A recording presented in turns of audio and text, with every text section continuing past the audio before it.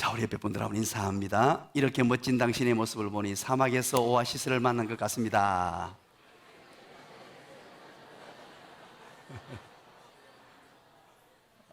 인사를 너무너무 잘하시네요. 자, 이렇게 한번 해볼까요?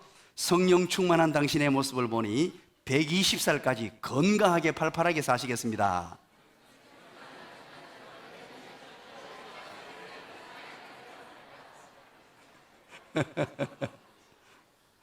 장옥희 권사님, 120살까지 건강하게 사세요. 팔팔하게. 경남 창원에 우리 양곡교회라고 있습니다. 지용수 목사님께서 담임하시는 교회인데, 어머님 85세 생신을 맞이해서 온 가족이 모였대요. 온 가족이 모여서 이제 85세 생신에 이제 아드님 지용수 목사님이 이제 말씀을 전하고 어머니에게 축복을 했답니다. 어머니 120살까지 건강하게 팔팔하게 사세요 하고 축복을 했답니다. 그랬더니만 지용수 목사님 여동생이 하는 말이, 아이고 무슨 그런 얘기하노, 엄마 그렇게 오래 살고 우리 다 죽어보면 오야노 이렇게 하더랍니다. 엄마 혼자 남아가 오야노 그렇게 얘기하더래요. 그래서 지용수 목사님이 얘기했답니다. 무슨 소리 하노, 니도 그만에 살면 되지, 그렇게 얘기했대요. 여러분, 건강하게 오래오래 아프지 말고 사시고, 또 사시는 동안에 사명 잘 감당하며 살아가는 저와 여러분 되시기를 간절히 축원드립니다. 오늘 설교 제목을 한번 읽어볼까요? 우리 큰 소리로 한번 읽어봅니다. 시작. 남자답게 강건하라. 우리 여성 동지 여러분들은 어떡하죠? 남자답게 강건하라 라고 설교 제목을 잡았습니다. 사랑하는 여러분, 이 남자든 여자든 간에 강하라는 말이겠죠. 아주 강한 사람이 되라라는 의미로 남자답게 강건하라. 이 남자다움이라는 것은 이 강함을 의미합니다. 요즘 젊으신 분들은, 우리 청년들, 남자답게 강건하라 그러면 이해가 돼요? 자, 그럼 한번 바꿔 얘기해 볼까요? 여자답게 강건하라. 이해가 돼요? 이해가 됩니까? 우리 한 세대 전만 해도 남자답게 강건하라 하는 말이 그냥 귀에 속속 들어왔습니다. 그런데 지금 우리가 사는 이 시대는 그게 조금 이해가 덜 될 수도 있겠다 하는 생각이 됩니다. 왜 그런가 하니까 남자의 여성화가 급속도로 진행되었기 때문에 그렇습니다. 그래서 남자보다도 어쩌면은 여자분들이 더 강한 시대 속에 살고 있는 우리의 모습입니다. 요즘에, 옛날에는 집안에서 싸움이 일어나면, 조그마한 사소한 다툼이 일어나면 누가 집을 나갔죠?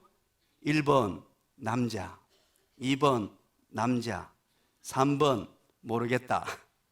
옛날에는 남자들이 나갔어요. 그런데 요즘에는 누가 나갑니까? 시작. 아니네, 잘못했네. 옛날에는 여자가 나갔어요. 그러니까 분위기가 이상하더라. 영 분위기가 어색했어요. 옛날에는 여자가 나갔죠.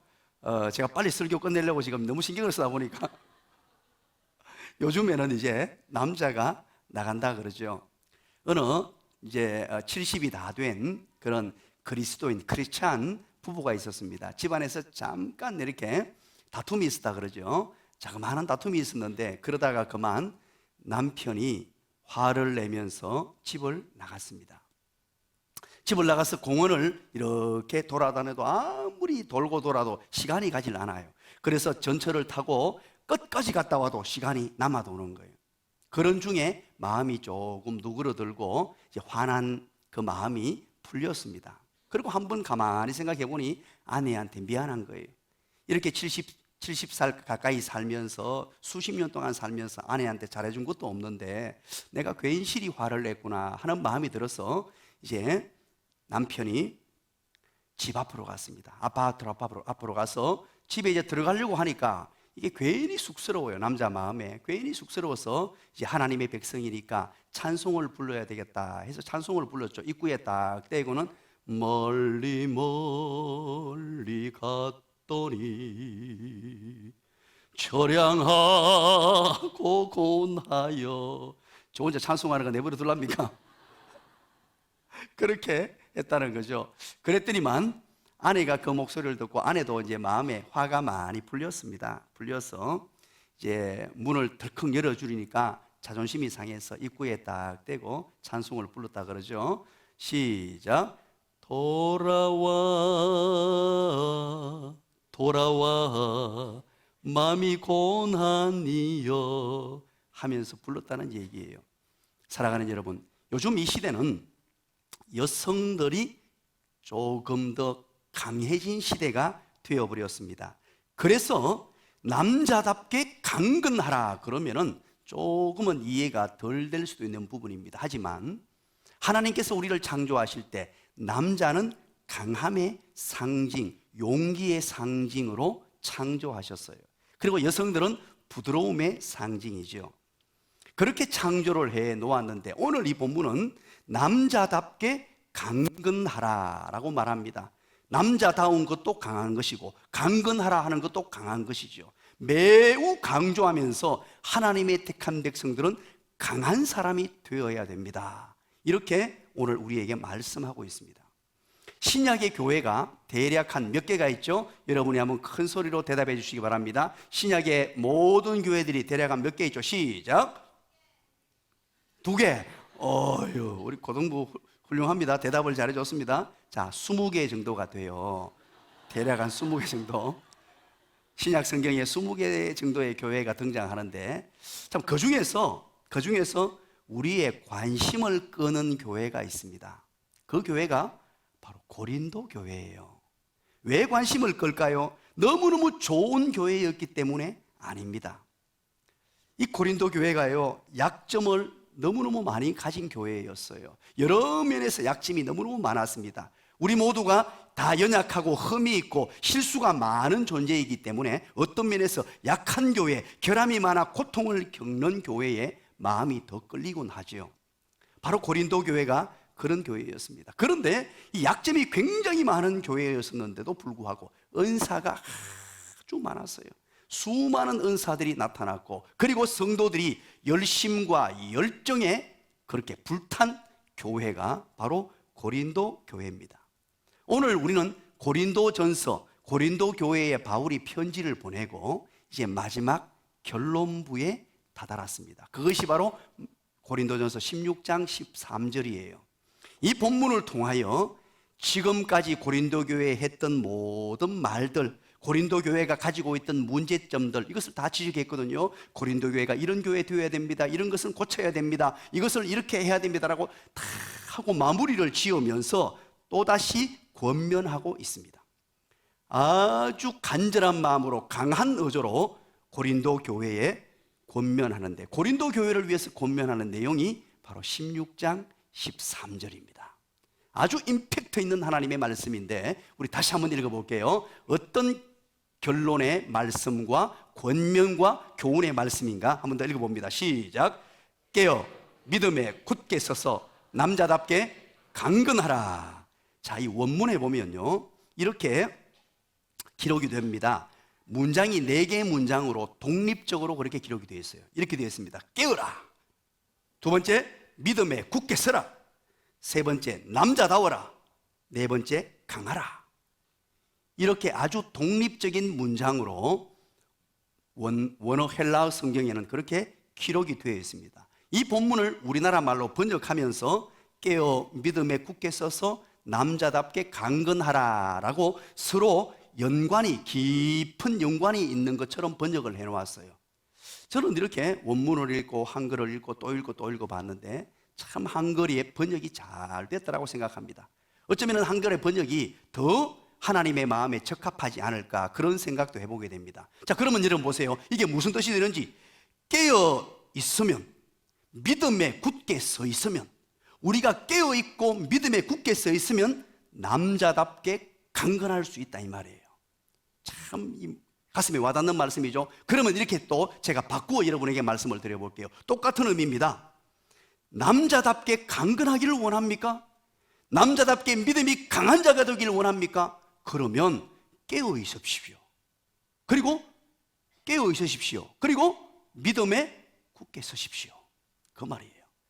너무나 분명하고도 정확한 그런 논리로 우리에게 말씀해 주고 있습니다. 이 본문의 말씀을 통하여 우리가 깨달을 수 있는 것은 우리 주님께서 우리를 매우 강한 자로 삼기를 원하고 있다는 것입니다.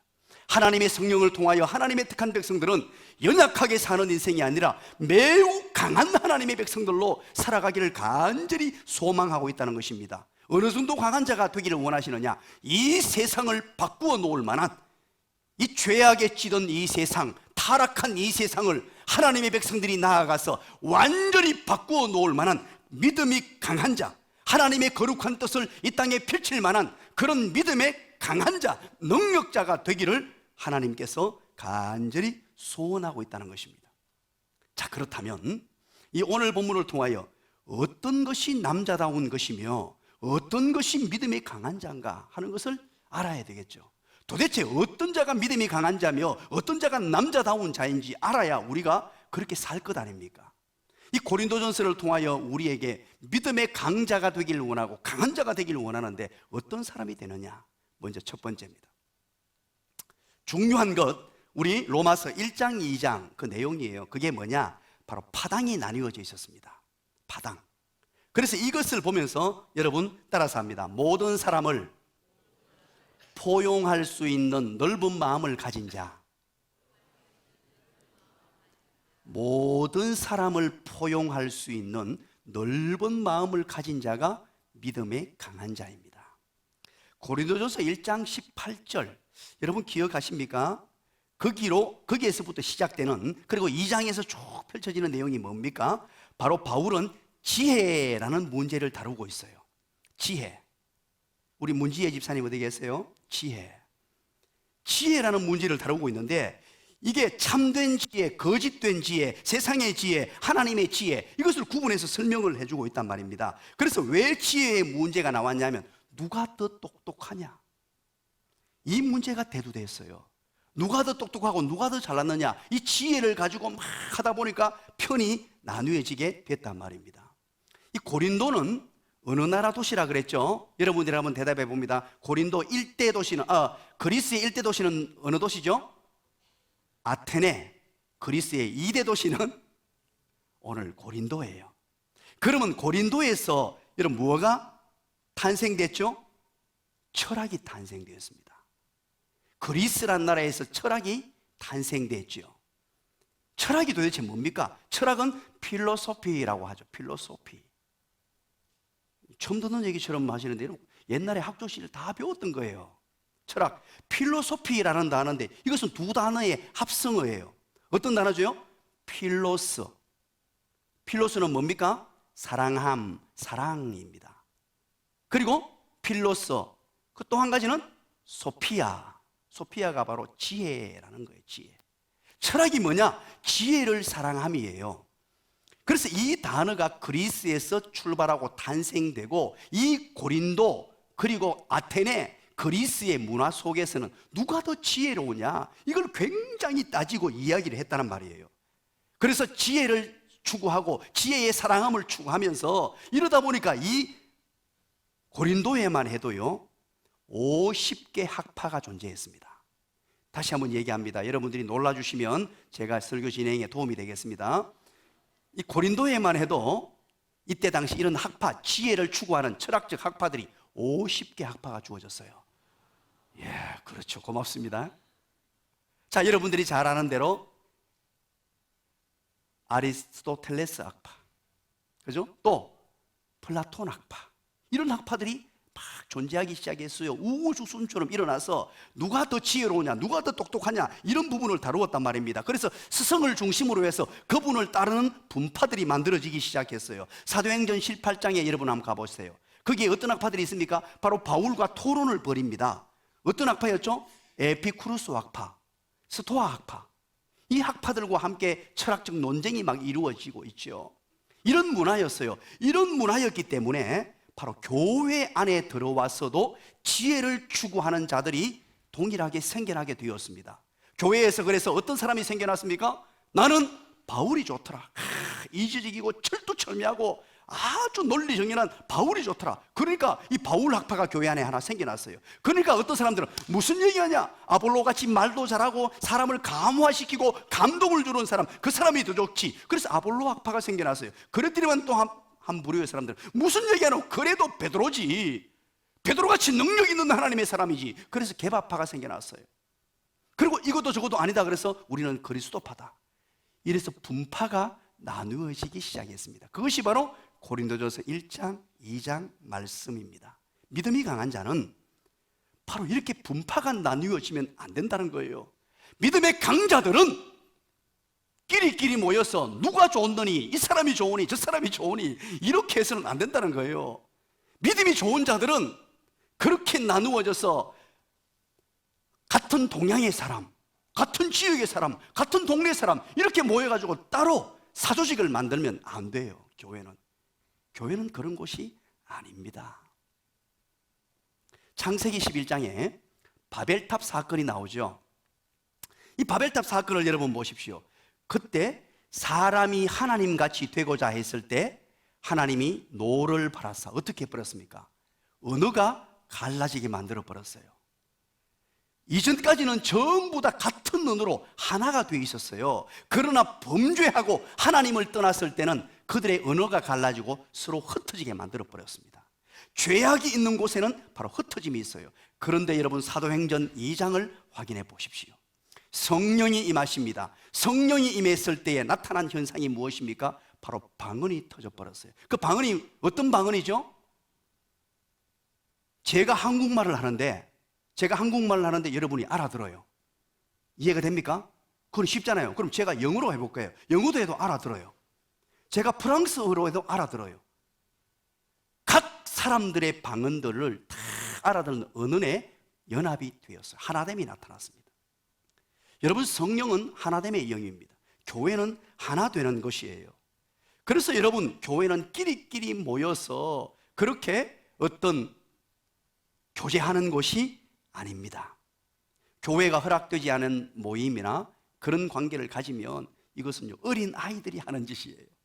교회가 허락하고 교회가 인정하는 모임, 사랑방 모임이나 모든 모임을 통해서 그렇게 모이는 것이 아주 강한 자다 하는 것이 바로 첫 번째예요. 그리고 두 번째는 고린도전서 5장에 넘어가면 또 한 문제가 생겨납니다. 성적으로 문란한 일이 발생합니다. 여러분 한번 따라서 합니다. 두 번째는 죄를 거부할 줄 아는 힘을 가진 사람이 되어야 한다. 믿음이 강한 자는 죄를 거부할 줄 아는 사람이 되어야 돼요. 이 고린도에 들어가면 큰 산이 있습니다. 아주 높은 산이 있는데 그 산에 지금도요 성의 흔적들이 남아있다 그래요. 거기에는 어떤 흔적이었냐니까 옛날에 거창한 아프로디테 신전이 있었어요. 바로 미의 신전입니다. 미의 신전에서 무엇을 했느냐, 거기에서 수많은 여인들이 옛날에 여러분 우리 그리스 올림픽을 하면 여인들이 나타나서 뭐합니까? 무슨 옷을 입고 있어요? 흰색 원피스를 쫙 입고 막 춤을 추면서 이거 뭡니까? 성화봉송을 흔들어 가죠. 그들이 뭐냐 하니까 전부 다 여기에 있었던 몸을 팔고 있는 창녀들이에요. 이 바로 그 산에서 참 거짓을 하다가 밤중에 전부 도시로 내려온 거예요. 도시로 내려와서 남자들을 유혹하고 그냥 이게 막 성적으로 문란한 엉망진창인 도시가 되어버렸어요. 이게 바로 고린도라는 도시의 문화였습니다. 이런 문화 속에 바울이 가서 복음을 전한 거예요. 그래서 그 사람들이 예수를 믿게 된 거예요. 그런데 예수를 믿었는데 이게 갑자기 확 변해서 죄를 버릴 수 있습니까? 그러지 못한 사람들이 많았습니다. 그래서 고린도 교회 안에조차도 성적으로 문란한 일들이 그때 당시에 일어났다는 거예요. 그래서 믿음의 강자들은 어떤 자들이어야 하느냐? 바로 죄를 거부할 줄 알아야 돼요. 죄에 대해서는 아니요, 노라고 단호하게 이야기할 줄 알아야 돼요. 평소에는 온유 겸손하고 사랑이 풍부하고 모든 사람들로부터 인정받는 사람이 되어야 됩니다. 이렇게 여러분도 한번 따라서 해보시죠.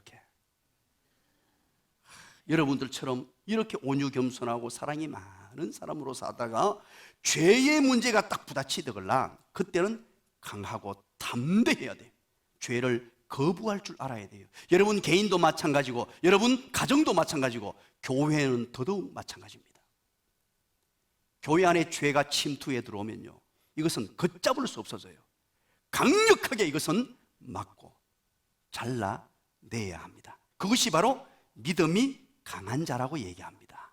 자, 세 번째죠. 세 번째는 고린도전서 6장으로 넘어가면 세상 법정에 고소하는 내용들이 거기에 기록이 되어 있습니다.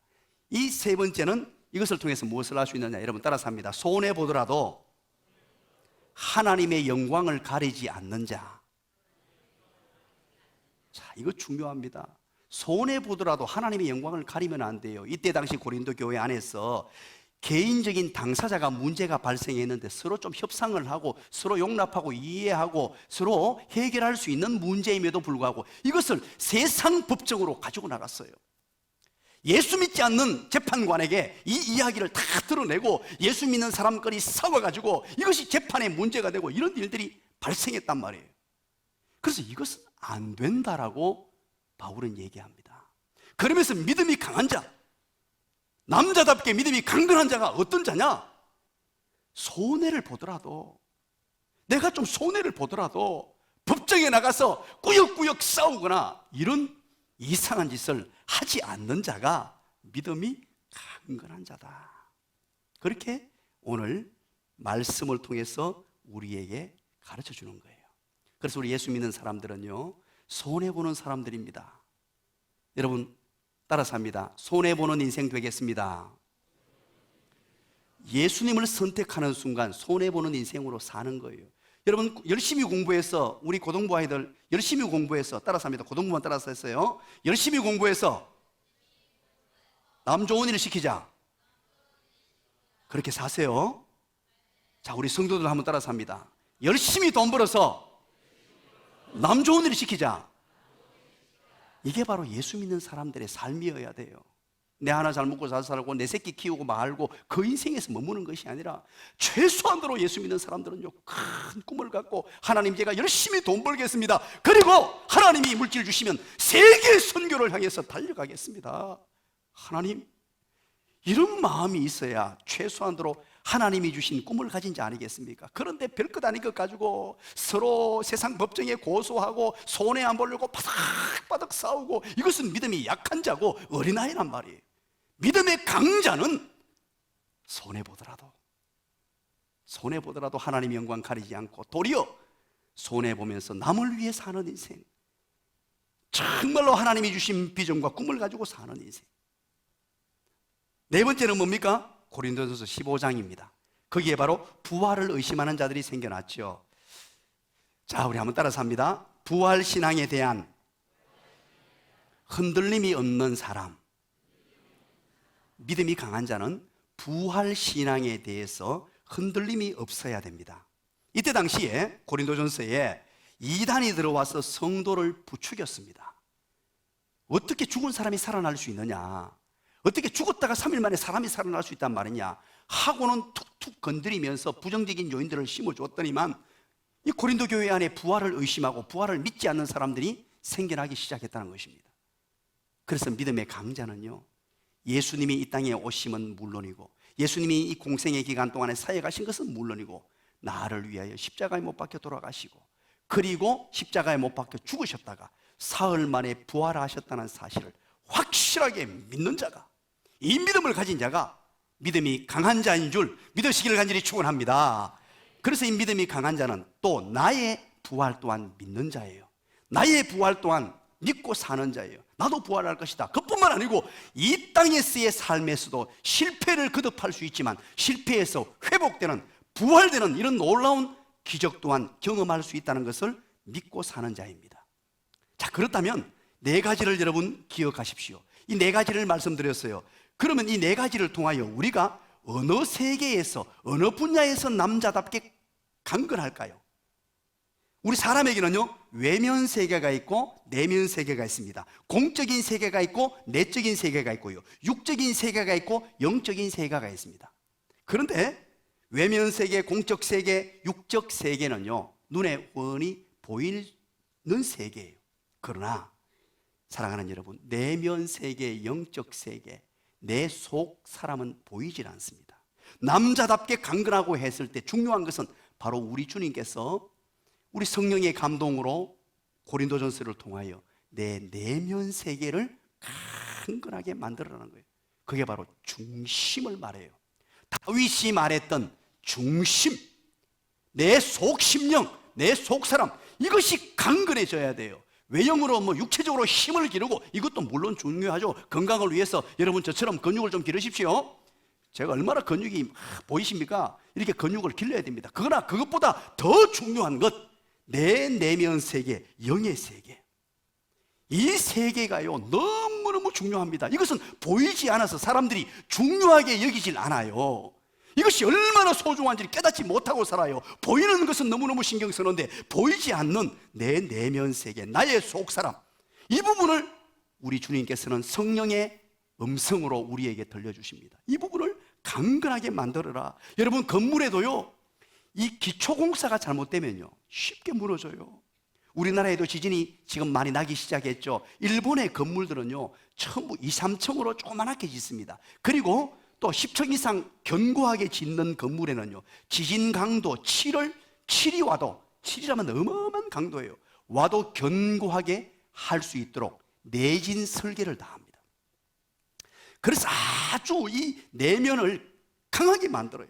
그래서 웬만한 지진이 와도 그 건물이 견고하게 서 있습니다. 겉으로 보기에는 똑같은 15층 건물입니다. 똑같아 보입니다. 똑같은 시멘트로 만들어 놓았어요. 그러나 내진 실계를 내서 내 내면이 견고하면 어떤 위험이 와도 흔들림이 없는데, 똑같은 건물이라도 흔들려 버리면 내진 설계, 내면이 잘못되어 있으면 속절없이 무너지고 서러집니다.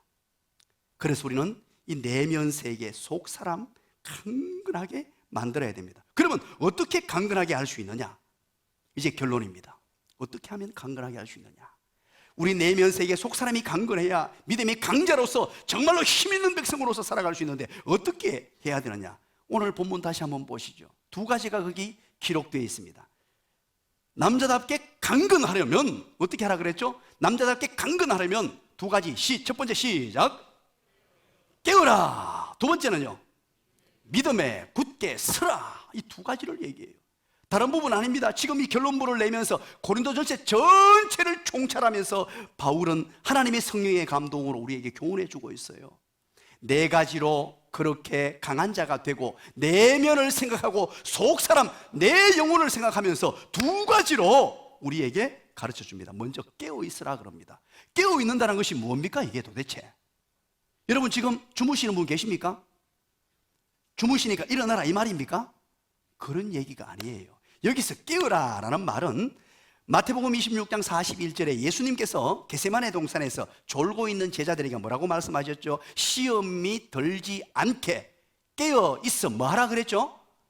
기도하라 라고 했습니다. 이 깨어라는 말은 기도와 밀접한 관계가 있어요. 깨어라는 말은 그냥 자다가 눈 뜨라 이런 말이 아니고요, 조금 전에 말씀드렸죠. 내면 세계라고 말씀드렸죠. 이 내면 세계가 깨어 있기 위해서는 가장 중요한 요소 바로 기도하라는 말이에요.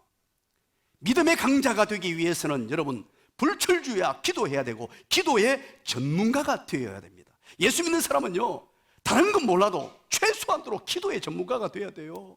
기도하려고 발버둥 쳐야 돼요. 여러분 전문가 법칙을 아십니까? 10년 동안 하루에 3시간 이상씩 무엇이든 하면 그 분야의 전문가가 된다. 이게 10년 법칙 아니에요.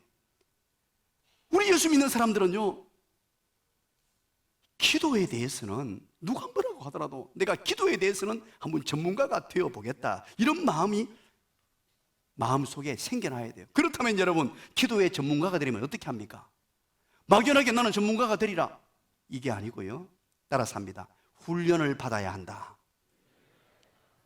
훈련을 받아야 돼요. 훈련은 어떻게 받습니까? 따라서 합니다. 기도를 계속하면 된다. 기도를 계속하면 된다. 어디에? 공동체에 나를 맡겼어. 그래서 여러분들이 해야 될 게 바로 수요일 기도회부터 나와서 나를 맡겨야 돼요. 처음에는 기도가 조금 어렵더라도 힘들더라도 맡겨야 돼요. 훈련해야 돼요. 훈련하는 방법은 기도하는 것밖에 없어요. 다른 방법은 이 세상에 주어진 법이 없습니다. 계속해서 기도하는 것밖에 없습니다. 기도의 시간에 나와서 끊임없이 버티는 훈련부터 해야 돼요. 지난주 수요일 예배 때 많은 분들이 오셨죠. 이제 그리고 우리 조근호 목사님이 설교를 참 잘해요. 짧은 설교에 아주 탁월한 귀재입니다. 수요일 날 설교를 마치고 나니까 7시 40분인 거 있죠. 그러니까 보통 때는 8시 넘어가야 설교를 마치는데 7시 40분에 마쳐버리니까 기도 시간이 엄청 우리에게 많이 확보됐잖아요. 제가 너무너무 행복했어요. 그런데 막 열심히 기도하다가 눈 뜨니까 다가오고 없어요. 왜냐니까 여러분들은 1시간 채웠다고 이제 7시 40분에서 8시 40분까지 채웠으니까 가신 모양인데 그러면 안 돼요. 언제까지? 10시까지 하고 가야 돼요. 자, 여러분 열심히 기도하는 것은요 계속 하는 수밖에 없어요. 그러기 위해서는 여러분 시간을 우선순위를 정해야 됩니다. 수요일 날 다른 약속 잡으면 안 돼요. 그리고 새벽 기도를 하기 위해서는 최소한으로 10시에 주무셔야 돼요. 다른 일정 잡으시면 안 돼요. 우리가 평생 예수 믿고 살 텐데 평생 새벽 기도하고 살아야 돼요. 우리 교회가 존재하는 이상 새벽 기도 없을 수는 없습니다. 여러분 아십니까? 그러면 여러분들과 저는 늘 함께 해야 돼요. 물론 너무 피곤해서 하루 이틀 쉬는 거 괜찮아요. 그건 문제 아닙니다. 그러나 기본적인 삶의 패턴을 그렇게 만들어 놓고 살아야 돼요. 이 세상이 아무리 바쁘지만 아무리 그렇게 돌아가지만 예수 믿는 사람인데 깨어 기도하는 사람이 되라고, 이것이 믿음의 강자가 되는 강력한 비결이라고 우리에게 말씀해 주는 거예요. 마지막은요, 믿음에 뭐라고요? 굳게 서라. 믿음에 굳게 서기 위해서는 하나님의 말씀을 열심히 공부하고 말씀을 통해서 성장하는 것입니다. 오늘 여기 많은 분들이 말씀 배우는 자리에 나왔습니다. 한 학기 동안 여러분 수고 많으셨습니다. 때로는 말씀 배울 때 어려움도 있습니다. 숙제도 많습니다. 여러 가지 힘든 부분도 있었습니다. 그럼에도 불구하고 말씀 배우는 자리에 나와서 말씀으로 믿음을 강하게 하려고 애쓰신 분들 너무너무 고맙습니다. 여러분들의 앉아있는 모습만 봐도 예쁘고 뒤통수만 봐도 예쁘고 사랑스러운 분들이에요. 하나님의 말씀 배우는 일에 여러분 게을리하면 안 됩니다. 믿음의 강자는요, 하나님의 말씀을 배워야 돼요. 성경이 한글로 되어 있어서 굉장히 쉬운 것 같습니다만 여러분 가벼이 보지 마십시오. 이 분량이 얼마나 많습니까? 대단한 분량입니다. 그런데 글씨도 깨알 같은 글씨로 이렇게 두꺼운 책을 본 적이 있습니까? 그런데 내용을 읽어도 그냥 읽어 넘길 만한 내용이 거의 없어요. 거의 70% 이상은 읽어도 모르는 내용들이에요. 그러면 어떻게 해야 하나요? 여러분들에게 보내주신 하나님의 선물이 있잖아요. 그 누굽니까? 누구예요? 여러분 목소리로 대답을 해주셔야 제가 설교를 마치겠습니다. 누구십니까? 시작. 여기 있잖아요. 하나님이 이것을 위하여 목사를 보내주셨어요. 여러분들 혼자 할 수 없는 너무나 어려운 내용들이 많아서 말씀을 쉽게 풀이해서 가르쳐주고, 그래서 설교만으로는 부족하니까 설교는 말 그대로 성경 공부 시간이 아니에요. 설교였어. 그래서 성경 공부 시간을 만들고 여러분 훈련반을 만들어서 하나님 말씀 가까이 하는 사람, 그래서 믿음의 강자로 세워지게 하기 위해서 힘쓰고 애쓰고 있는 것입니다. 디모데후서 3장 14절입니다. 너는 배우고 확신한 일에 거하라. 이제 내년 초반이 되면 제자반이 시작되고 또 훈련반이 개설될 겁니다. 겨울 반도 지금 이제 학교에 대학교 가면 계절학기가 있잖아요. 그래서 겨울 그냥 이 아까운 시간에 놀리기 아깝다 싶어서 어떻게 공부를 좀 할까 지금 고민 중입니다. 겨울반을 다 개설해가지고 만들고, 또 우리 지난주 목요일 날 우리 교회에서 소그룹 세미나를 했는데 우리 원로 목사님이 강의하는 중에 이래저래 얘기하다가 뭘 얘기하셨냐니까 주일 성경 공부반이 왜 없냐 물었어요. 그래서 내가 맞다, 우리 주일날 아니면 못하는 분들이 많은데 주일 성경 공부반도 개설을 하고, 그래서 만들어서 우리가 함께 하나님 말씀 배우는 일에 혼신의 힘을 다하는 교회. 이 두 가지입니다. 깨어 기도하는, 하나님의 말씀으로 무장하는, 이 두 가지가 탁 되어 있으면 믿음의 강자로 세워진다는 거예요. 그게 바로 오늘 본문의 말씀이에요. 믿음의 약자가 되어 고린도전서에 나오는 수많은 문제거리들을 싹 쓸어버리고 믿음의 강자가 되어 성령 하나님이 주도하시는 교회, 행복이 가득한 교회, 세계 선교 비전을 꿈꾸는 교회가 바로 믿음의 강자들이 모여 있으면 가능하다는 거예요. 우리 교회가 바로 그런 교회 되기를 주님의 이름으로 축원드립니다.